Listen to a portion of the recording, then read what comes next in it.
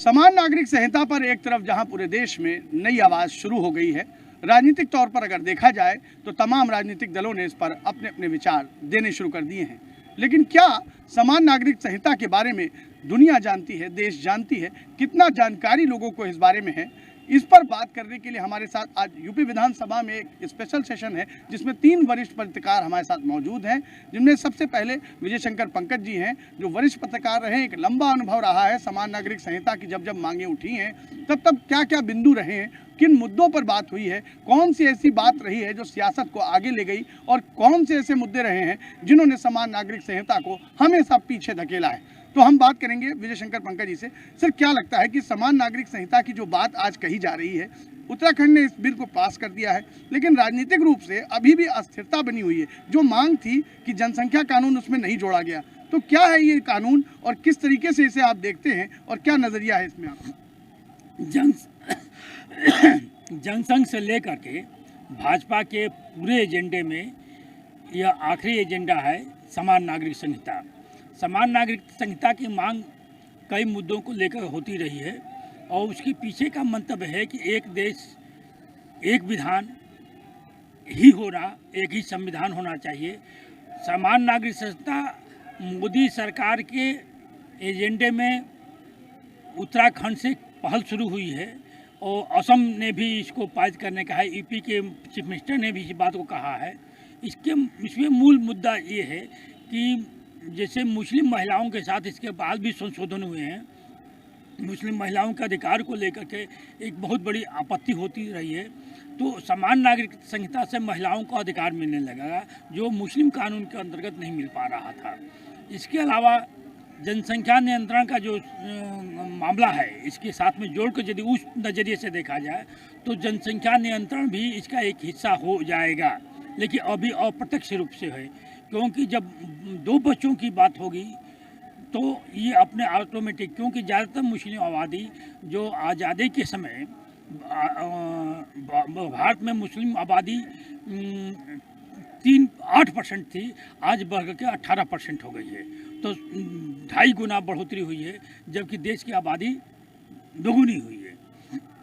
तो उसके हिसाब से भी जनसंख्या नियंत्रण को लेकर के मुद्दे।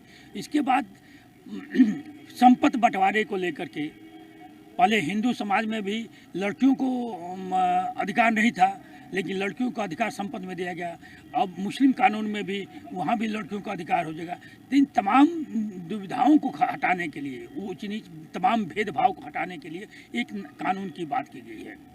कहा यह जा रहा है कि अब समान नागरिक संहिता के तहत जो भी महिलाएं विवाह करेंगी 18 वर्ष से ऊपर की होंगी और उनको सर्टिफिकेट लेना पड़ेगा, रजिस्ट्रेशन कराना पड़ेगा, उन्हें छोड़ने से पहले तलाक लेना पड़ेगा, जो विधिक प्रक्रियाएं हैं वो सभी अपनानी पड़ेगी। और इसके बीच क्या जनसंख्या कानून की जो बात कही जा रही थी कि इसे जोड़ा जा सकता है, लेकिन भाजपा ने भी इससे बचने का काम किया। यानी 24 से पहले जो एक ट्रम्प कार्ड चलने की बात कर रही थी कि केंद्र सरकार इस कानून को पास करेगी, लेकिन उत्तराखंड में एक छोटे से राज्य में इसका कोई बहुत ज़्यादा महत्व भी नहीं है, लेकिन संदेश पूरे देश में जा रहा है। तो क्या ये संदेश की पॉलिटिक्स है केवल, या कुछ और है? वो साफ संदेश है। यह मोदी सरकार के अगले एजेंडे में है, लेकिन चुनाव से पहले यह संदेश देने का प्रयास किया गया है कि हम इस समान नागरिक संहिता को पूरे देश में लागू करेंगे।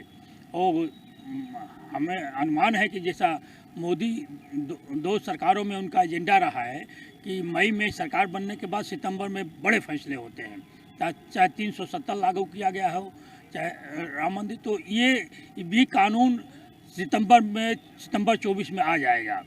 और सबसे बड़ी इसमें पीछे है जो मुस्लिम कानून में था, शादी के बाद या तलाक के बाद हलाला का, वो बहुत घृणित कार्य होता था और यहाँ तक कि रिश्तों की मर्यादा तार हो जाती थी। तो एक उसको ख़त्म करने के लिए ये बहुत ज़रूरी है।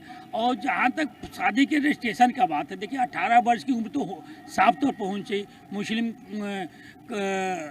कई जगह है कि मतलब यही जो मुस्लिम गुरु कहते थे मौलाना कि लड़की तो जितनी कम उम्र की हो, और तमाम मुस्लिम नेताओं ने ऐसी शादियाँ की जो 12 साल की 60 साल के बुढ़े हैं 12 साल की लड़की से शादी करें। 3 कुरीतियों को ख़त्म करने के लिए ज़रूरी था। ठीक है, एक और वरिष्ठ पत्रकार हमारे साथ मौजूद हैं, मुकेश अलग जी, जिन्होंने काफ़ी लंबे समय तक एक इलेक्ट्रॉनिक चैनल, तमाम इलेक्ट्रॉनिक चैनलों में भी काम किया है।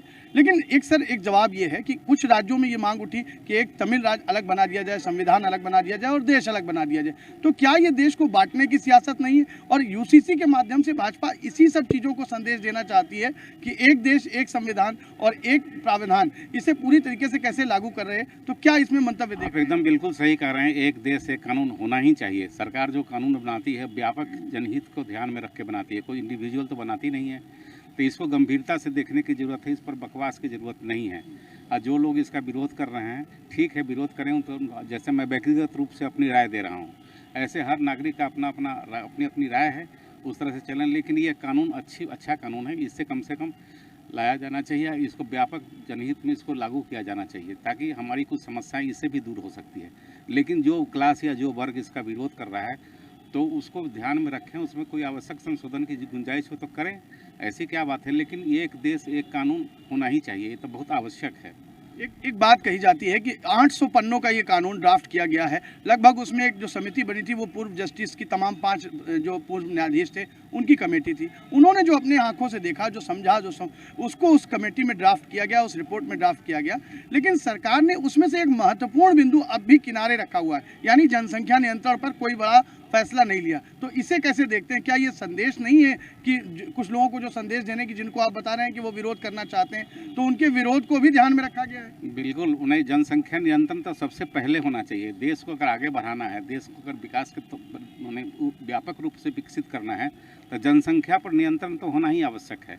कुछ नहीं, एक वर्ग जो है जनसंख्या पर नियंत्रण नहीं, एक वर्ग का नियंत्रण है, कैसे हो सकता है? तो इसी से तो देश का जो चहुमुखी विकास होना था वो नहीं हो पा रहा है। इसलिए जनसंख्या नियंत्रण तो सबसे पहले ज़रूरी है। इसलिए इस पर भी और जितने लोगों ने, जितने जस्टिस ने इसको बनाया है, वो सब काबिल है, सब जानकार लोगों ने बनाया। ऐसा तो नहीं है कि अनपढ़ गंवार लोगों ने इसको बना दिया है। तो इस पर गंभीरता से सोचना चाहिए, इसको लागू किया जाना चाहिए। इसलिए ये व्यापक जनहित में है और इस पर कहीं इफ एंड बट का सवाल नहीं है। ऐसे जो भी थोड़ा संशोधन अगर आता है तो उस पर भी केंद्र को विचार करना चाहिए और उसको भी समायोजित करना चाहिए, सबकी राय भी आनी चाहिए। तो क्या लगता है सर कि ये अभी एक उदाहरण है उत्तराखंड, बाकी असली कानून केंद्र पेश करेगा, वो भी सितंबर के आसपास? देखिए, उत्तराखंड से इनिशिएट तो हुआ कम से कम ना, कितना दिनों से चर्चा में चल रहा था कि ये आएगा वो आएगा। कम से कम एक छोटा ही स्टेट से इनिशिएट तो हुआ, अब धीरे धीरे बढ़ेगा और हर स्टेट को इसमें इनिशिएट करना चाहिए, इसमें हिस्सा लेना चाहिए, इसको व्यापक रूप देना चाहिए। इसलिए जितना जल्दी हो सके इसको किया जाना चाहिए। हमारे साथ और एक वरिष्ठ पत्रकार हैं, पीएन द्विवेदी, जिन्होंने लंबे समय तक भारतीय जनता पार्टी सरीखे तमाम जो छोटे आंशांगिक और बड़े संगठन हैं उनकी पत्रकारिता को काफ़ी नज़दीक से देखा है। सर, क्या लगता है जनसंघ और भाजपा का जो मूल एजेंडा था कि आखिरकार जनसंख्या कानून को लागू करना, किस तरीके से अपने एक एजेंडे को आगे बढ़ाना, चाहे 370 रहा हो, चाहे तमाम कश्मीर के मुद्दे रहे हों, उन्हें हल करने की बात भाजपा करती आई है, तो क्या ये एक स्टेप ही आगे बढ़ा या कुछ देश में बड़े बदलाव की सरकार एक ताना बाना बुनना चाह रही है कि कुछ बड़े बदलाव किए जाएं जिससे आने वाली पीढ़ियां कुछ बदलाव महसूस कर सकें? देखिए, जब समान नागरिक संहिता पूरे देश में लागू होगी तो जनसंख्या नियंत्रण का उस पर प्रभाव असरकारी दिखेगा। ये भारतीय जनता पार्टी का एजेंडा रहा है, जनसंघ का भी एजेंडा रहा है और एजेंडा होना भी चाहिए। देखिए, भारत की जनसंख्या नियंत्रण बहुत आवश्यक है, वो विस्फोटक स्थिति में है। इस समय प्रति 3 सेकंड में 2 बच्चे पैदा हो रहे हैं, प्रतिदिन 57,600 बच्चे पैदा होते हैं और प्रतिवर्ष 1.5 करोड़ की आबादी भारत की बढ़ती है। इस 1.5 करोड़ की आबादी को रहने के लिए, खाने के लिए, शिक्षा के लिए, व्यवसाय के लिए, रोजगार के लिए कितनी ज़रूरत पड़ेगी, इसको लोग समझ नहीं पा रहे हैं। और जब एक नागरिक संहिता आएगी, देखिए भारत विविधताओं का देश है, यहाँ विभिन्न धर्म, विभिन्न जात, विविध संप्रदाय, पंथ के लोग रहते हैं। ऐसे में जब तमाम विसंगतियाँ आती हैं कानून को लेकर के, जब एक नागरिक संहिता बनेगी, एक कानून बनेगा, एक नियम बनेगा, तो ये सारी विसंगतियाँ समाप्त होंगी और लोगों की शादी विवाह, ये सारी इसमें जो विसंगतियाँ, ये अपने आप खत्म होगी। एक वर्ग कहता है कि हम 2 बच्चे हमें चाहिए, एक वर्ग कहता है कि बच्चे ईश्वर की देन है, चाहे जितने बच्चे होने चाहिए। तो जब तक एक समान नियम कानून सबके लिए, हर नागरिक के लिए नहीं आएगा, तब तक ये विसंगतियां दूर नहीं होंगी। जहां तक रही बात जनसंख्या नियंत्रण की, जब एक नागरिक संहिता लागू हो जाएगी तो जनसंख्या नियंत्रण उसी के तहत अपने आप लागू हो जाएगा। कहा यह जा रहा है कि एक वर्ग को प्रभावित करने के लिए सिर्फ ये कानून लाया जाएगा और एक वर्ग ही है जो इस बात को नहीं समझना चाह रहा है। तो ये दोनों ही विपरीत बातें हैं, इसको कैसे सरकार मैनेज करेगी कि वो लोग समझ भी जाएं और ये कानून भी लागू हो जाए?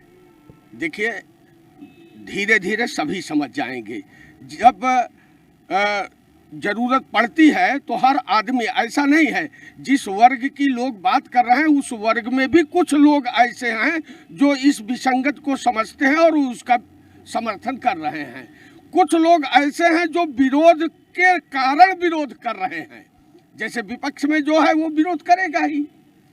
धारा 370 जब खत्म हुआ उस समय जो विरोध करना था, जिसको भगवान राम का मंदिर जब बन रहा था, तमाम लोग हैं जिसको विरोध करना है वो विरोध करेगा ही। लेकिन धीरे धीरे यह विरोध स्वतः समाप्त हो जाएगा जब सबको जानकारी हो जाएगी कि एक नागरिक संहिता से पूरे देश का विकास होना सुनिश्चित है और देश का ही नहीं, समाज के हर व्यक्ति के विकास के नए आयाम खुल जाएंगे। धन्यवाद। ये थे हमारे साथ तमाम वरिष्ठ पत्रकार जिन्होंने अपनी अपनी राय रखी, विचार रखे और देश को समझाने की एक जो कोशिश है उसमें अपना योगदान देने की बात भी कर रहे हैं। और समान नागरिक संहिता की लगभग तीनों ही वरिष्ठ पत्रकारों ने पुरजोर पैरवी की है और इसे धीरे धीरे प्रदेश और देश में लागू किया जाएगा। और क्या उसकी कमियां होंगी और क्या उसके फायदे होंगे ये तो आने वाला वक्त बताएगा। लेकिन इसको लेकर के सियासत तमाम पूरे देश भर में राज्य दर राज्य शुरू हो गई है और इस पर बहस भी अब पूरी तरीके से शुरू हो गई है। कैमरा पर्सन शुभम उपाध्याय के साथ मैं विजय त्रिपाठी, GMD न्यूज़ लखनऊ।